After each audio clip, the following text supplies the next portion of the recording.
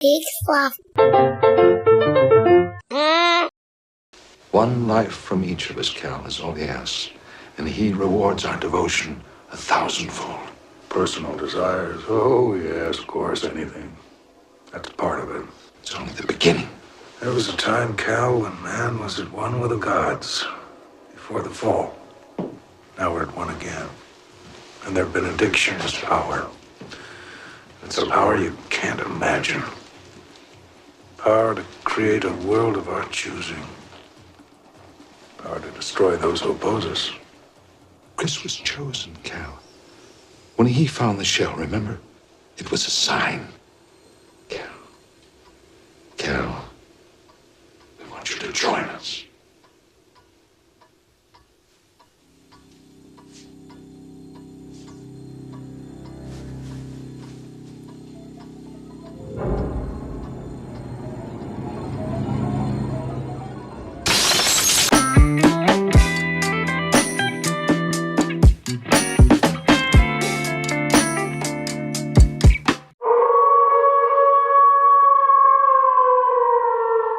Hey everybody, I'm Joel Murphy. And I'm Andy McIntyre. And this is Silver Linings Playback, the podcast where we watch maligned movies and we find their silver linings. And it is still spooky season, 3 weeks in, and we're talking about Believers, starring Martin Sheen, panicking about satanicking. Yeah, this one, I feel like we're really in it now. You know what I mean? Like we had the Dungeons and Dragons one. We had the old timey one. This is the straight up modern day. Your neighbors might be worshiping Satan and trying to steal your children movie. Yeah, because as we all know, voodoo is Satan. I mean, in this movie, it is. In this movie, it is. No, in this movie, 100%. Yeah. Yeah. Not the most accurate representation of Santeria, but here we are. You know, I mean, when they were making it, they didn't have no crystal ball. So that's true. But judging by the acting talent, they had to have had at least $1 million, and they spent it all. Yeah, but they did not find Valhalla or whatever they say. I don't know the rest of those words, you know. Yeah. He didn't find his Heine. What does he say? Well, for some reason I was thinking Valhalla and I was like, that's not correct. But he finds a Heine of his own, and then Sancho gets killed. And I really want to know my baby. Yep. Yeah. It was, look, if you're younger than me and Andy, you can't possibly understand that Sublime was a really important band for like 3 years and then never again. Yeah, the self-titled album Sublime was, I think, issued to every white teenager in America. And it was so different because we were all listening to all of our beloved, you know, disaffected grunge music. And then this was like, wow, this is kind of ska. Yeah, you know, and it probably started a lot of people's lifelong obsession with ska bands. So for that, they should apologize. They should. They should have picked it up. But yeah, it was like a crazy thing where Sublime was this really big band. And then I don't know about you, because I regularly will go back and listen to 90s music, never Sublime. I mean, the only reason I do is because I think that there's a bylaw in Sirius XM's contract for Lithium that they have to play Sublime twice an hour. Yeah. Fair enough. They have to play Sublime and Stone Temple Pilots twice an hour at a minimum. You know what nobody remembers anymore? The Long Beach Dub All-Stars. For good reason. Except Anthony, who's listening to this and shouting into his iPhone right now. Yeah, if anything. Sublime. But we're not here to talk about Sublime. We're here to talk about a sublime watching experience of 1987's The Believers. I like what you did there. That was beautiful. I was practicing that. I had it locked and loaded. But yeah, The Believers, like, it's a wild movie, and we should definitely get, you know, deeper into the nitty gritty of it. But it's kind of a, like, you know, a movie that's much more overtly a Satanic Panic type of movie, and also a much better movie that we could never do on the show. It's like a little Rosemary's Baby-ish, you know, we're kind of going a little bit. Yeah. It's got some Rosemary's Baby vibes. Basically any like The Cultist Next Door movie, like that genre of film where these seemingly kind people are actually satanic cultists. That's why I don't trust nice people.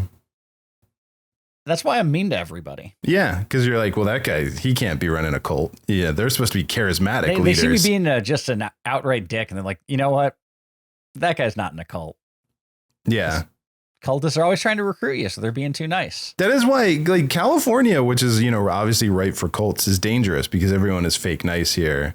And it does make me miss the sort of just surliness of the East Coast, which I have a fondness for. The surly kindness of the East Coast. Like, I love that claim that people on the West Coast are nice but not kind, but people on the East Coast are kind but not nice. And that's pretty true. Yeah, I think there is a real, like, you know, there's a truth to that.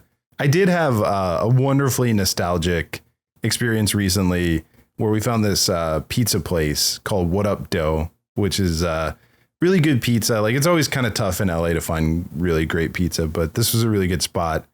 And went in, the guy there, super New York guy behind the counter, which I already was like, feel good about this. The very New York man behind the counter. But it was these like two young, like in their early 20s guys ahead of me that were ordering. And when they went to pay, one of them took out $100 bill. And the guy just looked at him and went, "Oh, money bags." And it made me so happy. Yeah, that's I don't know. Whenever I get happy whenever I hear a really authentic regional accent. Yeah. It was also just that, like, it was the accent combined with, I don't care. I'm just openly insulting this customer for having too large of a bill. I don't care if you buy Freezing things. $100 to buy a $4 slice of pizza. Yeah. Like, how dare you? Hey, yo, Mr. Moneybags over here. What do you, hey. One thing I've also come to realize is all of that like fake Italian American language. It's all either slang for a dumb person or cured meat. Go like on. The Stugats. Oh, yeah. He's a gabba the ghoul. It's like all of them, all the words. They're all either mean a stupid person or cured meat. It's just a thing. Also, you say something sounding vaguely Italian, and it's probably a word that some Italian American used to describe an idiot. That balagats. that pasta fagioli. Yeah, exactly. Cured meat. Yeah. Like, are our nations... This mortadella over here. Are the collective New York, New Jersey actors, have they started rebelling against the show Penguin yet? Because, like... They should. Because, like, how insulting would it be to have been a character actor on The Sopranos, to put in a lot of good seasons to play, like, Bobby Baklava or whatever, and then you turn on Max, which has your show on it, and the current thing they're promoting is that Colin Farrell sat in a makeup chair for 6 hours and is doing your accent to look like you and sound like you, essentially. Yeah, the guy that played Paulie Walnuts, like, he's mad. Yeah. Which maybe Little Steven Van Zandt is furious. Like, literally every single person in that television show should have been at the casting call for Penguin. There's no reason for it. Yeah, how Joe Pantoliano was not first on the list. I mean, friend of the show, like Vincent Pastore, like, obviously should have been gotten at least a callback. Even Joey Coco Diaz, who's not Italian, still a better choice. Yeah, I mean, well, I don't think Colin Farrell is Italian either, so. No, he's famously Irish. Mm-hmm. Yeah, very Irish. Yeah, And, like, unrecognizable. Yeah. But, like, simultaneously unrecognizable, and again, just looks like a character actor from New Jersey. Every Mamaluke from New Jersey. Yeah, again, like, if The Sopranos proved nothing, it's that there's 100 guys who could have played that part just as well. Yeah. So. But back to the matter at hand. But I feel like we need to stew on that. We need to let that out. When else are we ever going to get the chance? You know, because we don't do Silver Linings Playback TV edition. Nope. Nor do I want to, because that's too much watching. Yeah. Yeah, we're one and done. Again, one of our biggest silver linings is 90-minute movies, so we're not going to start watching TV so I'm not shows. going to watch 8-hour-long episodes of a prestige drama. Yeah. But yeah, The Believers starts wild, gets real boring, and ends pretty wild, is the short description of this movie. Yep. And the opening scene is never referenced again, nor does it have anything to vaguely do with the plot. Like, had that scene been cut out, it wouldn't have occurred to me that something like that happened. Yeah, so we should talk about this because one, to your point, I really thought in that like opening clip that we played or somewhere in the end of the movie, there was going to be a moment where they were like, and that's why we had your wife killed. Like that they were going to pay that off. And it was going to turn out that that was part of their, Santeria, that was part of their like magic was like when we had to get your wife out of the way. Yeah, one would think. But no. But no. So the movie opens on an idyllic family household. Martin Sheen returns from a run. His brat kid is refusing to eat breakfast. And mom's making a cup of coffee, as you do, in Minnesota, where they were located. Right. And the coffee machine, a little old, a little sparky. And then there's some spilt milk on the floor, which works as a conductor to electrocute her to death after touching the switch of the coffee maker. Right. That it's also, I mean, you're kind of like skipping ahead. They spend a lot of time poorly mopping up the milk. And it's like there's this whole, like the movie opens with milk that like people getting milk delivered to front doors. And we do actually even get an illusion at the end where he puts milk into the fridge and the milk has missing kids pictures on the side, which like is kind of a callback. And I was like, okay, this is now going to tie to the opening scene, but it really didn't. And even like the twist ending, like, nope. Yeah. I doesn't mean, even hit on. Yeah. The twist ending, which is kind of nothing as well, but yeah. So there's all this milk on the floor that's just like poorly sopped up. And he's just like terrible husband and father where clearly his wife's doing like 10 things. And I think he spills the milk, if I remember how the scene plays out correctly. And then it's just like, anyway, I got to go take a shower, babe. So good luck with this. And then he's in the shower and the milk is still all over the floor. And yeah, her feet are on the milk and she touches the coffee machine, which I guess has like a loose wire or something. I don't know the logic of why it electrocutes her, but then she's just stuck there. Like No, she gets locked in, which is a thing that can happen when you get an electrical current. Like that is a very real situation. Not from that instance. No, yeah, you would need some kind of like loose wire or something. Like it doesn't something like actively arcing in order to lock you in a way that it did there. And she dies. Mm-hmm. Smash cut to them moving to New York City a year later. Not even a year later. Yeah, to start their lives over because he's traumatized by his wife's death, but not allegedly that traumatized. That's what I was going to say. He's pretty ready to just start dating again. Like too ready. Yeah. And so before long, he's hitting the town again. Yeah. Yeah. Yeah, he starts dating Helen Shaver, who plays Jessica Halliday. Mm-hmm. And like while they're like sort of in the early stages of their romance, he mentions how his wife passed away 9 months ago. And is like worried that it might be too quick. And she's like, well, I haven't, I waited almost a year after my marriage ended to get involved with someone. He's like, oh, when did your marriage end? And she says almost a year ago. Right. it's a thing that happens in the movie and is glossed immediately over and blitzed past. Right. But then, yeah, I mean, it's hard to say because, yeah, are we supposed to at the end infer that she has been orchestrating all this somehow? That, like, I'm not saying that she like used magic to kill his wife, but so the end of the movie is this very like, you know, they're teasing that something terrible is going to happen. We see the milk again, all of that. And then the dog starts freaking out and barking at something in the barn. And he goes into the barn and he climbs up the steps. And basically the reveal is that in the loft of the barn, she just has... There's a Santeria altar. Yeah, with like a ton of stuff. She's like a Santeria hoarder.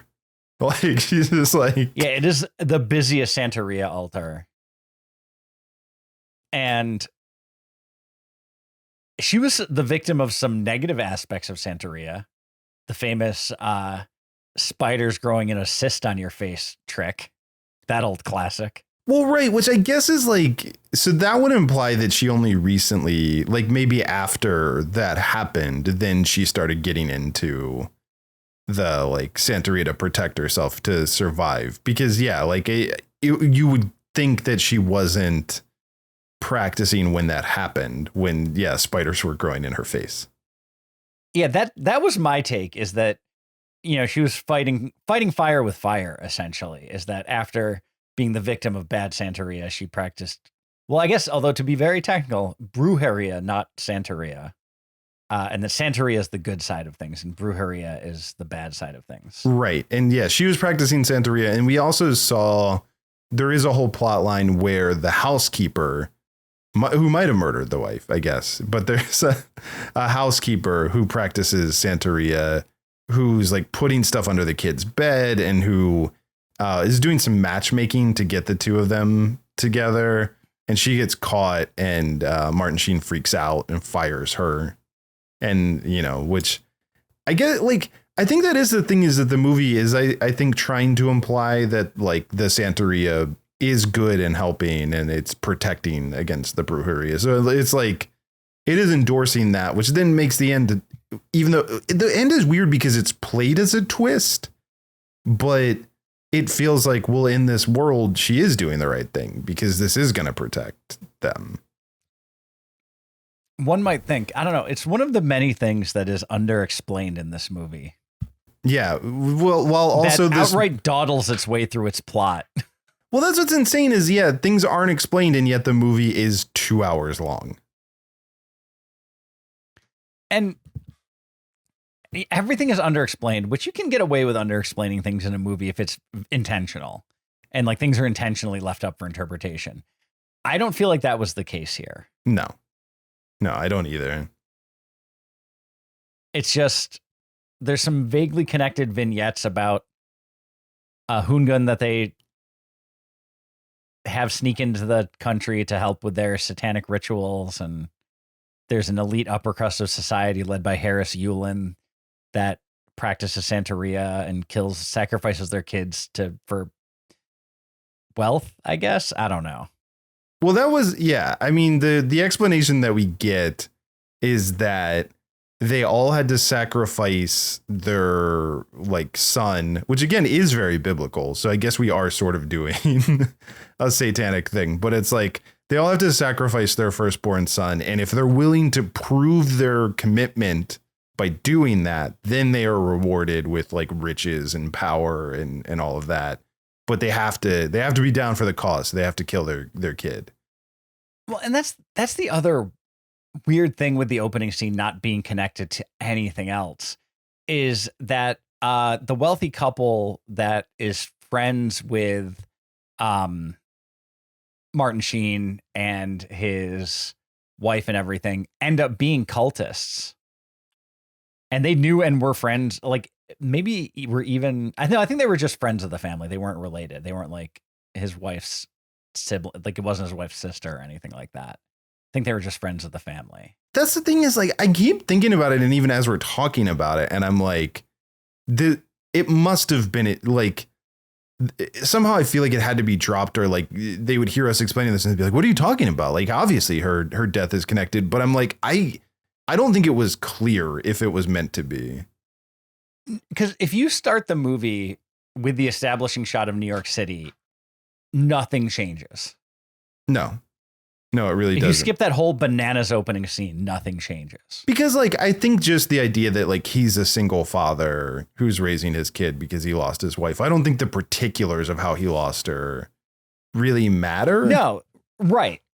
That it could have been an accident. It could have been an illness. It could have been any number of things. And it doesn't really weigh into the rest of the plot.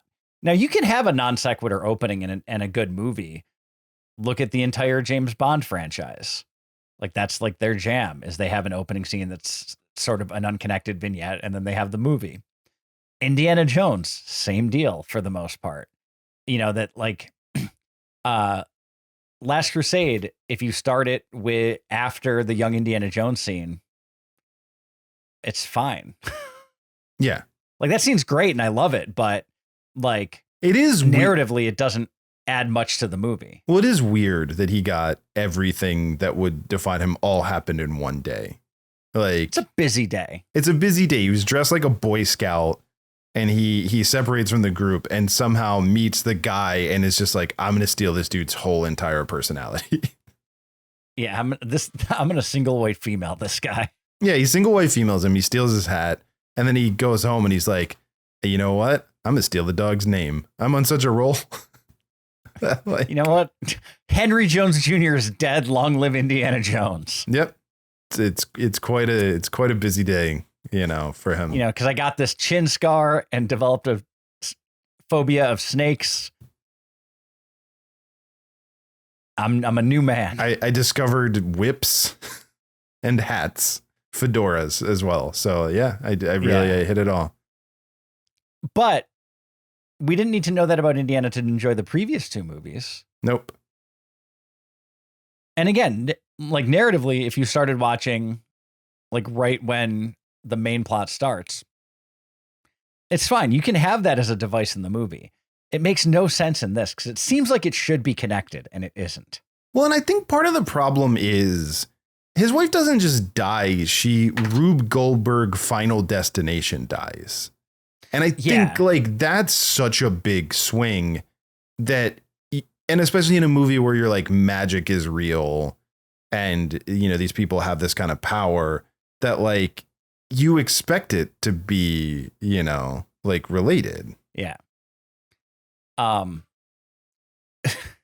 Maybe one of the top 5 texts you've sent me all year this year was when you said, hey, Final, it's your cousin Marvin Destination. And I got a great idea for how to do your movies. Yep. That's a real text. You know, that new movie you've been looking for. That is a real text that I sent you. The 2 texts that I were noteworthy that I sent to Andy, because I think like 30 minutes ahead of you, like watching this, is that. And then I told you to get excited because there was going to be a Looney Tunes death at the like end of the movie. And there was. Mm-hmm. Yeah. I jokingly responded, wait, someone gets hit in the head with an anvil? Which we all wish. Would have fit. Which would have fit. It wouldn't have been out of place. As well as the Looney Tunes death. They're ending in a factory where there's probably anvils. It would have made sense. Yeah. But instead we get this character, the one that is like the link to, you know, he is the Brujeria, you know, guy that because the backstory is that the first guy who sacrificed his kid, he did it. And then this kid really prospered. And now I guess that guy came to America and hangs out with everyone because, you know, he feels indebted for the whole child murder thing. I feel like that's the other bit that we're forgetting is that it doesn't go from the wife dying to an establishing shot in New York City. No, wife dies, smash cut to a Hungan completing a voodoo ritual. Yes. Smash cut to New York City. And it is like she dies and then close up of a mask, you know, like a tribal mask. It's a wild cut. It really is. Like, that's the thing, you know, I don't know what jarring. Like, there's other things that I'm sure probably need to malign, but the beginning and the end of this movie go so hard and are like really memorable. And I think the middle of the movie doesn't live up to the beginning and the end, but man, it bookends real strong. No, the middle of the movie is a vaguely disinterested police procedural. Yes. But we should talk because we haven't talked about a lot of the players in that, which is we've said nothing about Robert Loggia being the like, you know, just like exhausted cop in this. You know, we haven't talked about Jimmy Smits being the guy who's he got too close and the magic. He was an undercover cop and then got too close and then went insane. Yeah. But it also seems implied. Sheen. I was just gonna say, it also seems implied when we meet him and then later with Robert Loggia that like someone is forcing them to do things. Like there's a mind control element to what's happening as well. That again is underexplained. Right. And I also think the reason I want to talk about it too, it's like underexplained, but then also it's one of those things that makes the end even more confusing because it's like, if you can just mind control people, why are you struggling to get Martin Sheen's kid at all? You could be like, hey, give us your kid, or like, hey, you know, jump off this roof or whatever. And just like, literally Robert Loggia dies because he has this uncontrollable urge to shoot himself. And in a, like, it's not quite a silver lining, but it did make me laugh that they go through this whole thing. He's like sitting in a chair and Martin Sheen finds him and he's like, I can't move. And I really want to shoot myself with this gun. And then they pray together and he takes the gun away and then he leaves. And it's like he immediately pulls out his ankle piece and then shoots himself. Yeah, he's like, oh, wait, that second gun. Boom. Like, which is. Oh, right. The other gun that I have. Yeah, which is like did feel silly, which I don't think is what they were going for. But I also want to point out that Robert Loggia's character's name is Sean McTaggart. Mm-hmm. Yeah, that's a real Colin. Change the name. It's inverse Colin It's reverse Farrell. Farrelling. Yeah. Yeah, it's reverse Farrelling, which makes it even more prescient that we talked about the Penguin in this. You thought it was unrelated, but look at us just tying it all together. Look at us. Here we are. But no, like, so the name in the script is Sean McTaggart. You cast Robert Loggia. Change the name. Was Arnold Schwarzenegger unavailable to be cast? Because that's a classic Arnold Schwarzenegger cop name where he's Gordy Brewer or whatever, and they're just like, yeah, whatever, it doesn't matter. John Matrix. Yeah. I love Richard Kimball. I don't think that was Schwarzenegger. Oh no, that's not. No. That's because that's The Fugitive. That's The Fugitive. Isn't Kimball his name in Kindergarten Cop though? Maybe it is, but I don't think it's Richard Kimball. It's not Richard. No, it's not. I think it's John Kimball. Yeah, actually. It's a pretty safe bet that his first name is John in like 90% of his movies. Yeah, and I think it is John Kimball, famously Austrian name Kimball. Mm-hmm. Yep. No, Richard Kimball is definitely the Fugitive. I didn't kill my wife. I don't care. That classic scene. We all remember. Yeah, starring Nicolas Cage as Jim Ross. Yeah, as both parts. I'm here for it. But yeah, so Martin Sheen's character, Cal Jameson, is a police psychologist. I also love that name you don't have a problem with. Cal Jameson, normal name, no notes. But the Irish name, I see how it is. McIntyre. Got a problem with the Irish name? I do. I have a big problem with casting Robert Loggia. It's stolen Irish valor is what it is. I'm gonna put it out there. I say I welcome him, on behalf of the Irish. I say welcome aboard, Mick Loggia. Okay. Robert O. Loggia. Yeah.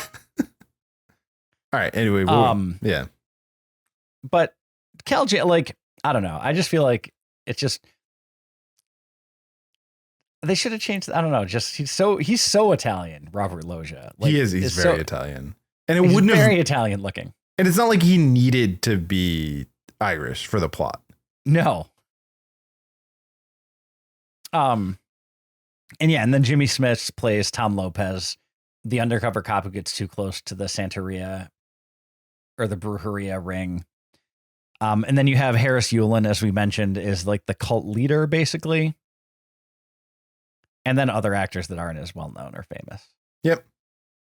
Which, I mean, like, I feel like maybe people don't recognize the name Harris Yulin, but he's been in a million things. He was the judge in Ghostbusters 2. He's in a really great episode of Frasier. I know that's not going to help anyone, but I'm still going to mention it. No, but anyway. he got Emmy nominated for that episode of Frasier. It's one of my favorites, honestly. He plays a gangster in that, and it's a really good episode. Yeah. It's in Scarface. But yeah, so he is in Scarface, yeah. So the movie goes through, and basically Kel is, along with Sean McTaggart, are investigating a series of ritualistic murders of children around New York City. Yep. And then eventually they decide that they're going to come for Chris Jameson, Cal's son, who is not adjusting to, is not coping with grief well, I guess is a way to say it. And neither is Cal Jameson, because he does proceed in one scene to beat him in public.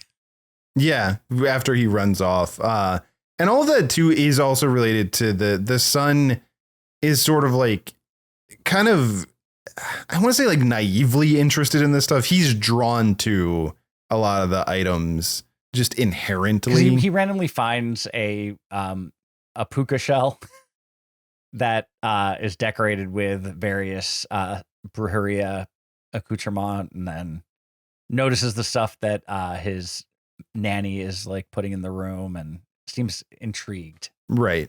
But then, yeah, there's a scene where he tries to run off. I think he runs off because his dad wants him to put something back that he found or whatever. And he runs into the street. And then, yeah, he just. No, what happens is it's his birthday, and Jessica offers to buy him a toy and buys him the toy. And then she's like, let's get some Italian ices. And he says, I don't want it. She's not my mom, and runs away. Oh, okay. Yeah. And then Martin Sheen proceeds to catch him and then spank him in the middle of the street. That's called a birthday you'll be unpacking with your therapist for years. Yes. That is a seventh birthday you'll never forget. Yes. And then also my dad like murdered some people, and I Looney Tuned a guy to his death off of a ledge. Yeah, this is another thing that it seems like at the end of the movie, Chris was able to mind control the voodoo priest.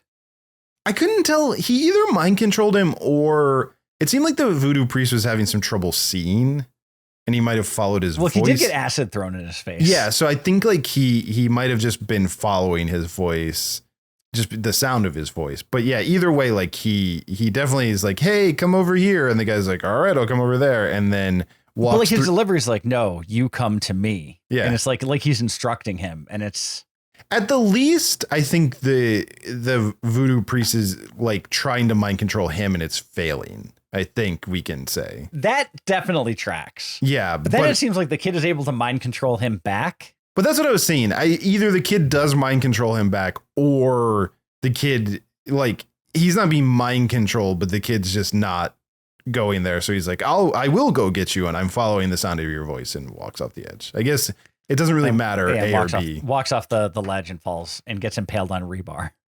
We've all been there.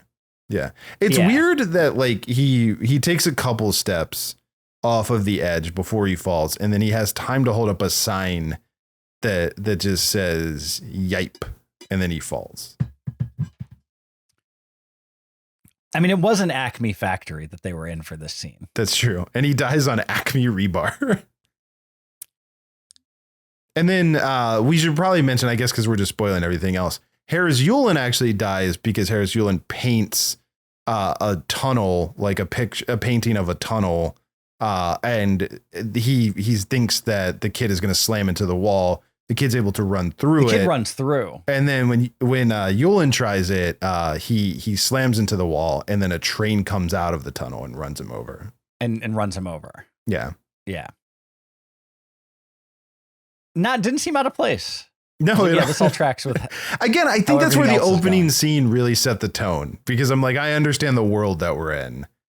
And it really makes a lot of sense. And then of course, well, yeah, because the mom, when she died, you could see it like flashing between her skeleton and her like normal body. Yeah. And her hair stood out perfectly on end. And the smoke started coming out of her. Yeah, it was right. Yeah.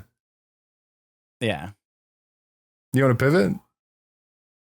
I mean, yeah, I think so. Martin Sheen rules. I'm just going to put that out there. He's awesome in everything. He's great. Yeah. Yeah, he's great. He gives this movie that does not deserve it a lot of gravitas. Like, yeah, he is just, no one scolds better than Martin Sheen. No.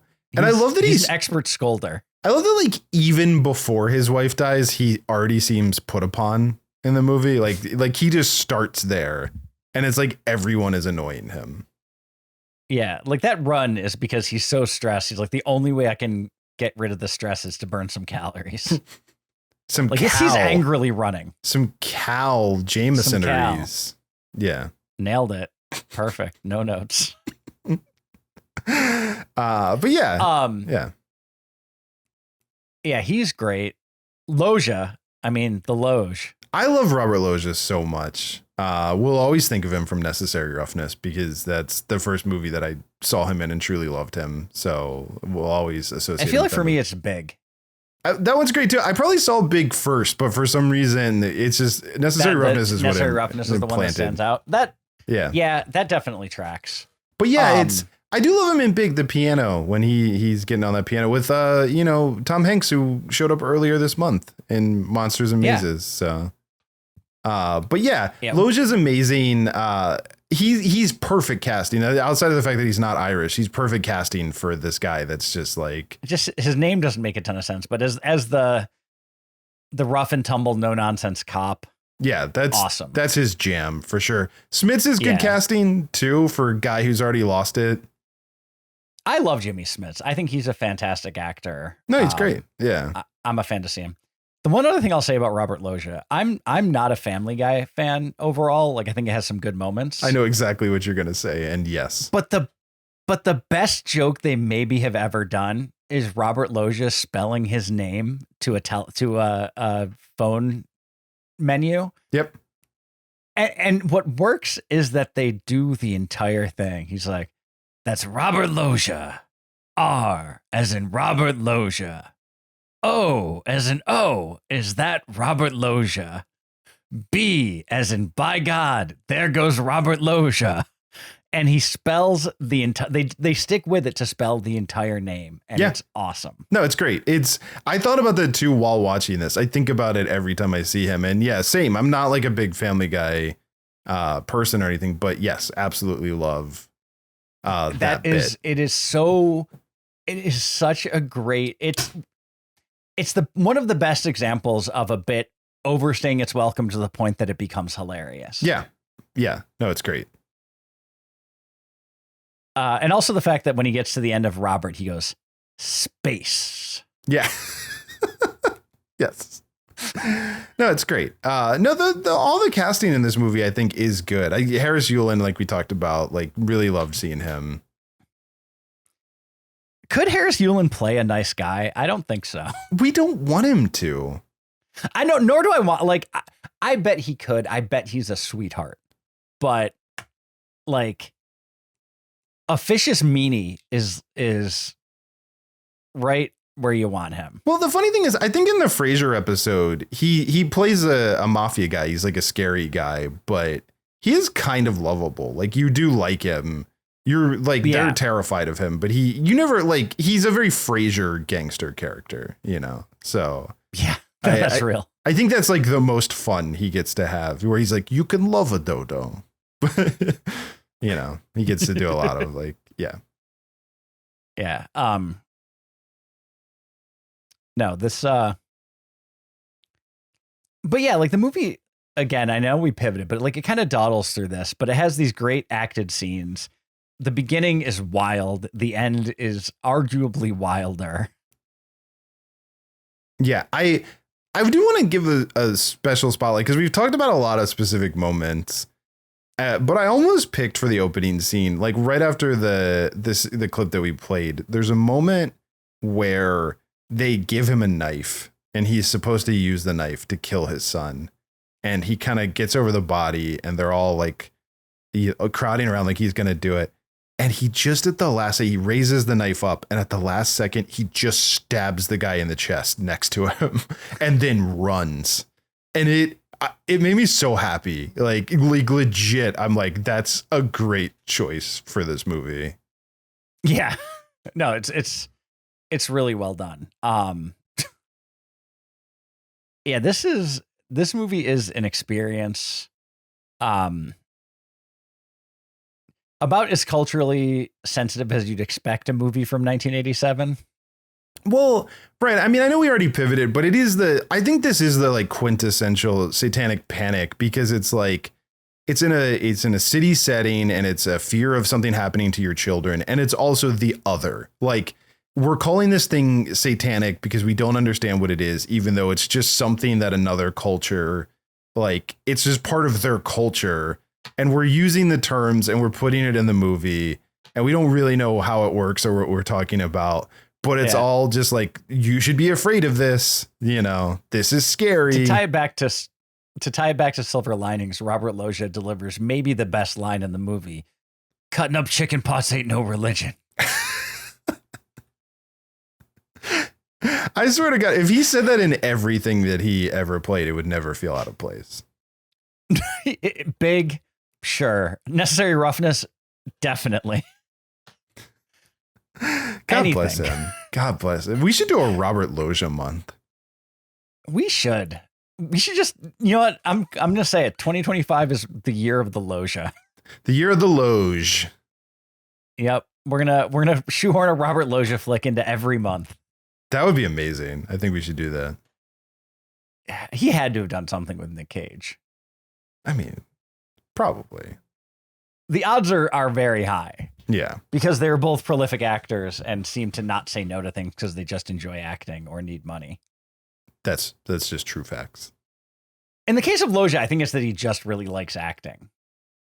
Yeah. In the case of Nick Cage, is that he bought a castle and he's underwater on it. Yeah. And a T-Rex skeleton. Yeah, we've all, look, it's relatable. We get it. Yeah. But no,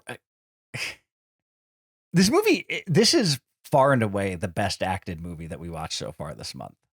Right. But it's still dumb and ridiculous. Oh, it's dumb and bad. And it might, the counterpoint is it might also be the worst of the three.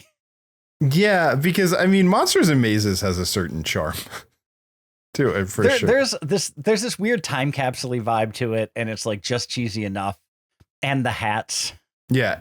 And Devil's Reign is just like cuckoo bananas in a fun way. It is just a wacky exploitation Satanic Panic horror movie. But look, we still got one more week, so you know, anything can happen. What's next? Yeah, anything can happen. Yeah, mark it with a polka dot where it's going to be. Yeah, might want to watch that. That normal That's a phrase people say. Yeah, people say that all the time. It might be something you might want to watch late night, is all I'm saying. Okay. Otherwise, you'll have a dark night. Silver Linings Playback is a production of HoboTrashcan.com. If you enjoyed the show, please rate or review it on Apple Podcasts. Hear more great shows on the Peak Sloth Podcast Network.